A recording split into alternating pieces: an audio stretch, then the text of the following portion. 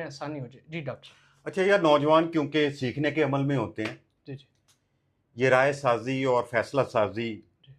ایک اور مرحلہ ہے. جی تو سیکھنے کے عمل کے دوران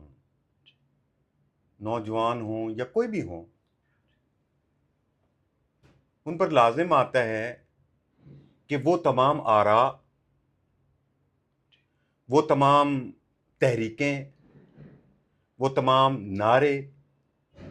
جماعتیں، گروہ، ہجوم، لوگ، مختلف قسم کے جو نیریٹیوز سامنے لے کر آپ کے آتے ہیں، اور کسی ایک موضوع کے اوپر فکر جو ہے وہ سپلٹ ہو جاتی ہے، جی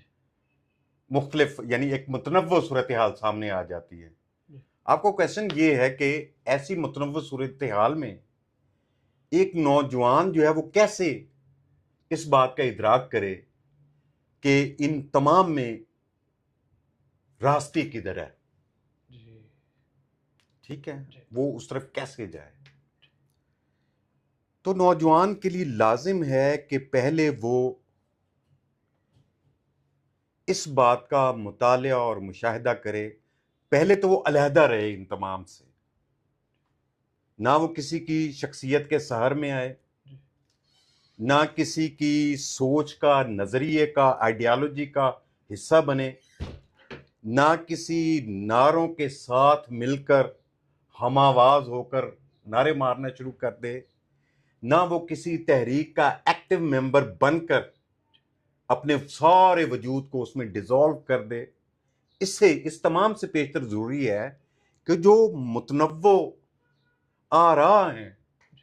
ان کے بارے میں علیحدہ ہو کر سوچے، غور و فکر کرے اور دیکھے کہ ان تمام آراء کے پیچھے جو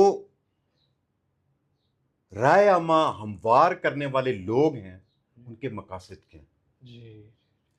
اچھا، اگر ان کے مقاصد موجود ہیں،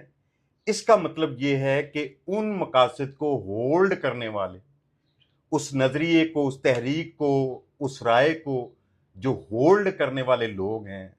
جو اس کو منضبط کرنے والے لوگ ہیں، جو اس کو تحریک کی شکل دینے والے لوگ ہیں، ان کے کوئی نہ کوئی ایسے آبجیکٹیوز ہیں کہ جن کی طرف ہمارا دھیان